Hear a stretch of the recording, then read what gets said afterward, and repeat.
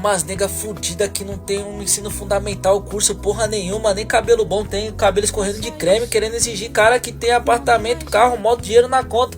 Vai trabalhar, Kenga. Ele tinha 31 anos, tinha currículo bom, emprego estável, amigos de verdade. E mesmo assim, abriu o aplicativo, olhou pra tela por 10 segundos e simplesmente apagou. Gente, sabe por que vocês estão se perguntando por que o homem não tá dando em cima? Tô aqui, pode o Flamengo ganhar a Copa do Brasil, mas vamos lá, vou contar pra vocês. Já conversei com vários amigos e é porque os homens estão com medo da mulher humilhar ele. É isso. Ai, pode não ser, mas eu tô conversando com vários amigos, porque, tipo assim, eu tava muito com essa dúvida. Eu tava percebendo, eu e amigas minhas, a gente conversava assim, a gente tava percebendo que homens não estavam chegando, sabe? Estavam chegando muito menos. E a gente ficava, nossa, por quê? E a gente ficava se sentindo feia, se sentindo mal. E aí eu comecei a perguntar, tipo assim, pra alguns homens, colegas, amigos, Uber. E tá todo mundo falando isso, gente. Os homens estão com medo de chegar nas mulheres, porque, tipo assim, eles acham que a mulher vai humilhar eles e eles acham que, tipo assim, as mulheres acham que tudo hoje em dia é assédio, sabe?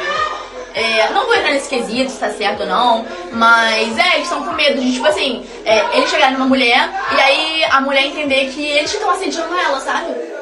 Eu até tava conversando isso com o Uber e aí depois ele falou uma baboseirinha, mas é isso, só... Ai, gente, vendo esse vídeo de novo, eu não sei se deu pra entender direito, mas são esses dois pontos. Então, o homem não chega na mulher que acha que vai humilhar ele e essa parte do assédio. Então, o meu amigo, por exemplo, falou que ele nunca chega numa mulher que ele acha que a mulher não vai falar só ou não, mas, tipo assim, vai humilhar ele, sabe? E o outro ponto que os homens estão com medo de, tipo, chegar numa mulher e ela falar que ele tá assediando ela sem ele tá. Não vou entrar nesse ponto, mas... E os homens também estão achando muito comum, de todos que eu perguntei, falarem porque a mulher também não chega, ela também tá interessada. Então, tipo assim, era uma coisa que eu não sabia desses 3 pontos. Eu só estava porque os homens não estão chegando. Eu vejo as pessoas no TikTok também perguntando isso, então um monte de mulher, tipo, por que os homens não estão chegando? Meu Deus!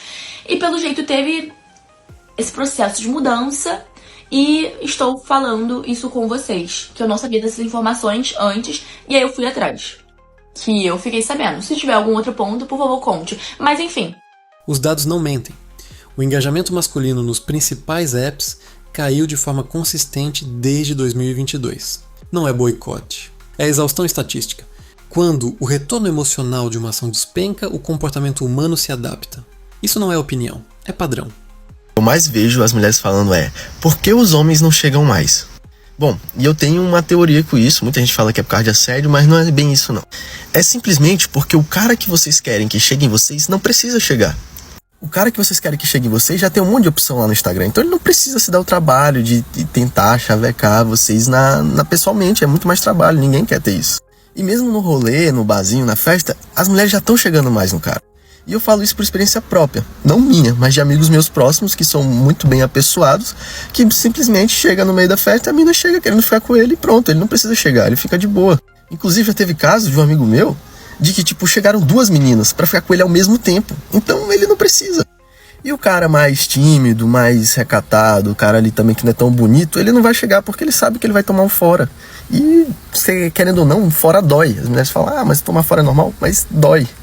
Eu, pessoalmente, eu não chego em qualquer garota, num rolê, numa festa, somente se eu estiver muito interessado. Tipo, recentemente eu tava num evento, a menina não estava no evento, ela trabalhava lá. Aí eu achei a menina muito bonita e tal, fui lá e pedi o Instagram dela, perguntei o nome, a gente conversou ali uns 3, 5 minutos e tal, e o problema, depois ela, apesar dela ter me dado o Instagram, foi super sorridente, conversou comigo, lá na hora não me deu, ela me deu o Instagram, mas depois não conversou, não me seguiu de volta, não me respondeu e ficou por isso mesmo. Então, acaba que você chegar, às vezes não é tão compensatório, então acaba dando aquela vontade de não chegar mais. E se eu te disser que o problema nunca foi os homens sumiram? E se o que sumiu foi a vontade de competir num jogo que parecia cada vez mais impossível de vencer? Pensa nisso por um segundo. Fazer academia, né? Tava achando meio estranho. Todo dia ela chegava com o cabelo molhado na academia, entendeu? Desse dia fiquei de dentro do carro, esperando aqui, ó. Aí eu vi o momento certo que ela saiu da academia e foi direto pro hotel com o personal trainer. Então é o seguinte, descobri a traição dela. Todo dia a mulher chegava com o cabelo molhado, com um perfume diferente. Falei, uai, que diacho é isso? A mulher vai pra academia, chega com o cabelo molhado, banhado. Uma pessoa que vai pra academia chega suado, né? Aí eu achando estranho. Aí eu peguei e decidi rastrear o celular dela. E aqui, ó, é o hotel, né? E ali é a academia, onde ela faz, ó. Aí quando ela sai da academia, vem pra cá, o pessoal. E eu falava pra ela que ia vir deixar ela na academia. Ela dizia, não precisa me deixar na academia não, pode deixar que eu pego o Uber, pra não ficar te incomodando. E aí, ó, o que aconteceu? Entendeu? Então hoje é complicado, galera. A pessoa vive cada tipo de relacionamento que qualquer hora, se você mesmo por pesquisar mesmo, rastrear o celular da sua esposa que você tá desconfiando. Tem um tipo de cansaço que não grita. Ele só para de tentar, para de esperar, para de abrir o aplicativo às 23 horas, torcendo por uma notificação que nunca chega. Gente, eu queria entender o que está acontecendo com os homens. Eu acho que estão todos biruleibes. Só pode. Fui entrar no aplicativo, né? Por recomendação de amigas. Entra no aplicativo. Conhecer gente é legal. Vamos conhecer gente então, né? Conhecer. Tá. Primeira bênção. Mora com a mãe. 40 e tantos anos na cara. Mas beleza, até aí tudo bem, né? Puxei a capivara dele na internet, que eu não sou besta. Tem lá um processo por invalidez. Gente, ou a pessoa tá com um problema, tudo bem, beleza, né? Ou tava querendo se encostar, né? Tudo bem, não conheço, vamos dar a chance pra conhecer. Convite da pessoa. Vem aqui em casa sexta-feira tomar um vinho.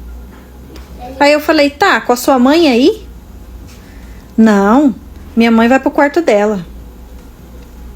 Daí tudo bem, beleza. Primeiro dia que a gente tá se falando, beleza, uma conversa legal, a pessoa, posso te ligar? Tudo bem, pode me ligar, vamos conversar. Ligou, conversamos, tudo bem, até aí tudo bem. No outro dia, mandou mensagem, como é que eu tava. Aí, posso te ligar de noite? Eu falei, cara, a pessoa, a gente nem se viu pessoalmente. Quer conversar todo dia agora? Gente, eu vou falar bem a verdade pra vocês. Eu odeio falar no telefone. Eu odeio falar no telefone. Aí eu mandei pra ele assim, olha, pode ligar, mas eu não gosto de falar no telefone. Aí ele perguntou, por que você não gosta de falar no telefone? Aí eu respondi, eu acho que eu criei trauma de tanto que eu atendi cliente no telefone, né? Aí passou um tempinho e tal, ele mandou assim, posso te ligar pra dar boa noite? Falei, não. Aí foi a gota d'água, gente. Aí foi a gota d'água. Eu acabei de falar que eu não gosto de falar no telefone. Você já me ligou ontem, vai me ligar hoje de novo, a gente nem se viu ainda. Não dá. Não dá. A parte mais estranha de tudo isso, muitos desses homens nunca foram mais felizes. E isso, sozinho, já diz muita coisa sobre o que estava errado antes. Faz um tempo que eu já saí de todos os meus aplicativos de relacionamento. Eu posso dizer que eu não tô nem um pouco arrependido. Só estavam ocupando espaço no meu celular e tempo, porque a gente sabe que quem tá interessado realmente em você, independente do tempo ou do aplicativo, vai correr atrás. Tava tudo tão vazio, você entra num ciclo vicioso de conversa com as pessoas, tudo fica descartável demais, tudo fica robótico demais. Parece que conforme o tempo vai passando e você vai conversando com as pessoas e nada se desenvolve, sua autoestima vai caindo e você sempre fica nesse ciclo vicioso de que não consigo nada, não sai do lugar, mas o problema na verdade não é você. Essa foi uma das melhores coisas que eu já fiz, porque a autoestima depois parece que melhora e você não deixa qualquer pessoa invadir a sua vida. Então, indico vocês fazerem isso. Vamos voltar um pouco no tempo. Não muito, só uns 10 anos. Existia uma promessa simples por trás dos aplicativos de namoro.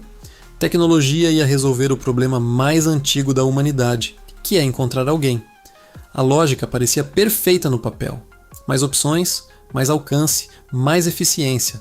Em vez de depender do acaso, um encontro na faculdade, uma apresentação de um amigo um momento certo no lugar certo, você teria um catálogo infinito de possibilidades na palma da mão. Parecia a revolução. E por um tempo, foi. Mas alguma coisa foi mudando devagar, do tipo que você só percebe quando já mudou completamente. O que começou como uma ferramenta de conexão foi, pouco a pouco, se transformando em outra coisa. Virou vitrine, virou competição, virou um jogo de números onde cada pessoa é reduzida a 6 fotos e 2 frases, julgada em menos de 2 segundos e descartada com um movimento de dedo que não exige nem coragem nem consequência. Olá, homens. Tudo bom com vocês? Eu tenho uma pergunta para fazer. Vocês se odeiam? Porque assim, as fotos de vocês nos aplicativos são uma coisa pavorosa. Às vezes, muitas das vezes, começam até bem, né? A gente bate o olho e fala, nossa, que gato. Mas aí se a gente passa para baixo, é estarrecedor. Você está perdendo mulheres porque você não quer tirar foto, tá? E eu tô aqui para te avisar isso, porque se ninguém avisou, eu vou avisar. Está horrível. Vocês botam fotos completamente de má qualidade, umas coisas assim que a gente fica, meu Deus, pareceu tão bom no início e agora esse buraco obscuro e tenebroso. Como pode uma pessoa ser duas coisas ao mesmo tempo? E às vezes, tu nem é feio. Não é feio, pessoalmente. Na maioria dos casos é. Mas engane a gente com boas fotos. Parem de ser preguiçosos. Se vocês têm preguiça para fazer um bom perfil, que tipo de homens serão vocês dentro de uma relação, dentro de uma troca? Não serão nada. Então, por favor, vá fazer um book, vá pedir alguém para tirar fotos no iPhone, parem de tirar foto também em Android, que fica feio. É só uma ajuda. Porque às vezes vocês não entendem. Ai, ninguém me dá match, porque você é desleixado. Tá bom? Aprendam a tirar foto. Beijos de luz. E é aqui que a engrenagem específica que afeta os homens dentro desse sistema fica visível. Porque o algoritmo, sem querer, recriou de forma digital uma dinâmica que existe na natureza há milhões de anos. Poucos machos concentrando a maior parte da atenção, e a maioria disputando as sobras. Estudos de comportamento em apps de namoro, não importa em qual país você olhe, mostram repetidamente o mesmo padrão. Uma fração pequena dos perfis masculinos recebe a esmagadora maioria dos likes e mensagens, enquanto a maioria restante recebe silêncio. Silêncio absoluto, dia após dia, semana após semana. Imagina por um segundo o que isso faz com a cabeça de alguém. Não é rejeição pontual, tipo aquela paquera que não deu em nada na adolescência e você sentiu vergonha por uma tarde e seguiu a vida. É rejeição em escala industrial, repetida, cronometrada, visível em tempo real através de um número que não mente. 0 matches, de novo, e de novo, e de novo. Você namoraria um homem que não tem carro? Não. Por qual motivo? É confortável, é legal, é melhor, é mais rápido, é prático. Ai, a gente tá de madrugada em casa, ai, a gente quer ir comer lá, que é o meu caso, que hoje em dia acontece isso. Ai, eu quero ir comer lá em Pinheiros 3 horas da manhã. A gente vai. A gente não depende de Uber. É ruim quando você vai, tipo, pra um show e você tem que ficar 30 minutos esperando um Uber, o metrô já tá fechado, 3 da manhã. No começo, a maioria dos homens reage tentando se ajustar, troca a foto, reescreve a bio, lê artigo atrás de artigo sobre como melhorar seu perfil. Investe tempo, energia, às vezes dinheiro, em fotografia profissional, em academia, em curso de oratória, em terapia, até. E sabe o que muitos descobrem depois desse esforço todo? Que o problema nunca era inteiramente sobre eles, era sobre a estrutura do próprio jogo. Porque um jogo onde a maioria perde, estruturalmente, não é um jogo que se vence com esforço individual. É um jogo que se abandona. E foi exatamente isso que começou a acontecer. Não da noite para o dia, mas devagar, homem por homem, decisão por decisão, até que de repente existia um fenômeno grande demais para ignorar. Pesquisas recentes sobre comportamento digital mostram quedas expressivas no número de usuários homens ativos, nos principais aplicativos de namoro ao redor do mundo. Não é um boato de internet. É tendência documentada, repetida em diferentes mercados, diferentes faixas de idade, diferentes culturas. Agora, aqui está a virada de percepção que a maioria das análises sobre esse assunto deixa passar. Isso não é sobre homens desistindo das mulheres. Isso é sobre homens desistindo de um sistema específico, criado por empresas específicas, otimizado para manter você logado o máximo de tempo possível, não necessariamente para te conectar com alguém, porque um app de namoro que resolve seu problema rápido demais perde o usuário. Um app de namoro que te mantém ali, scrollando, esperançoso, frustrado, voltando todo dia. Esse é o modelo de negócio ideal. A solução do seu problema, paradoxalmente, é a ameaça ao produto. Você já parou para pensar nisso? Que talvez você nunca tenha sido o cliente. Talvez você tenha sido o produto e a esperança de encontrar alguém fosse só o combustível que mantinha o motor girando. Tem uma cena que se repete em conversas com homens que saíram desses apps e ela é quase sempre parecida. Eles descrevem o momento exato, não em detalhes dramáticos, mas com aquele tom de quem já processou e seguiu em frente. Alguém conta que estava sentado no sofá, sozinho, depois de um dia de trabalho cansativo, e abriu o aplicativo só por hábito. Passou o dedo umas 20 vezes. Nenhum match. Olhou para o próprio reflexo na tela escura do celular por um segundo antes de o app carregar de novo e pensou: isso não está me fazendo bem. E apagou, sem post, sem drama, sem mensagem para ninguém. Só apagou. E aqui está o detalhe que muita gente não espera. Depois disso, muitos relatam algo parecido com alívio. Não solidão imediata, alívio, porque a ansiedade constante de estar no jogo, de precisar estar disponível, otimizado, performando, isso tem um custo emocional que a sociedade raramente nomeia quando o assunto é homem. A gente fala bastante, com razão, sobre pressão estética e emocional que mulheres enfrentam em redes sociais. Mas existe uma pressão equivalente, silenciosa, que os homens carregam em espaços de namoro digital e que quase nunca é discutida com a mesma seriedade. Essa pressão tem nome. Ela se chama economia da atenção romântica. E como toda economia desigual, ela cria vencedores absolutos e uma massa de pessoas que, mesmo se esforçando, nunca sai do zero. A diferença é que aqui o capital não é dinheiro, é validação, é olhar. É a sensação básica, humana, antiquíssima de ser desejado por alguém. E quando essa validação não vem, não uma vez, mas repetidamente, por meses, às vezes anos, alguma coisa quebra dentro da autoestima masculina que não é fácil de reconstruir. Tem gente que desenvolve ansiedade social. Tem gente que desenvolve uma desconfiança profunda em qualquer interação romântica, digital ou presencial. E tem gente, principalmente os mais jovens, que internaliza a rejeição constante como prova de valor pessoal, mesmo quando o problema nunca foi sobre valor pessoal. Era sobre um sistema de distribuição de atenção fundamentalmente desequilibrado. Mas o que está acontecendo agora é mais interessante do que apenas desistência, porque desistência sugere passividade, sugere derrota. E o que parece estar emergindo é outra coisa, uma reconstrução ativa de prioridades. Homens que saíram dos aplicativos não estão necessariamente sozinhos em casa, tristes, evitando o contato humano. Muitos estão investindo em outra coisa completamente diferente. Presença real.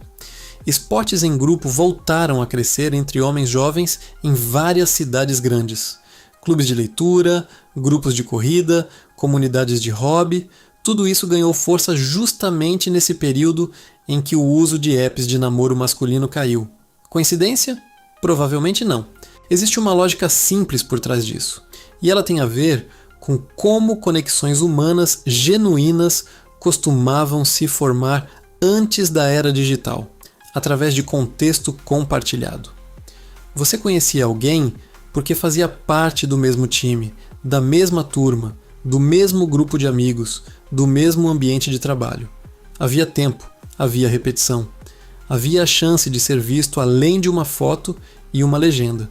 E é exatamente isso que muitos homens parecem estar redescobrindo, que conexão real demora, e que talvez a pressa dos aplicativos nunca tenha sido compatível com a forma como vínculos verdadeiros se formam.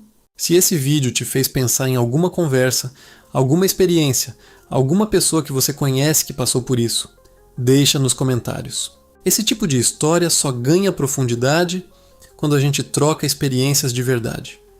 E se você quer continuar essa reflexão com a gente sobre comportamento humano, relacionamentos modernos e tudo que está mudando silenciosamente na nossa forma de se conectar, fica por aqui, se inscreve no canal e deixa seu like. Não como formalidade, como forma de dizer que esse tipo de conversa importe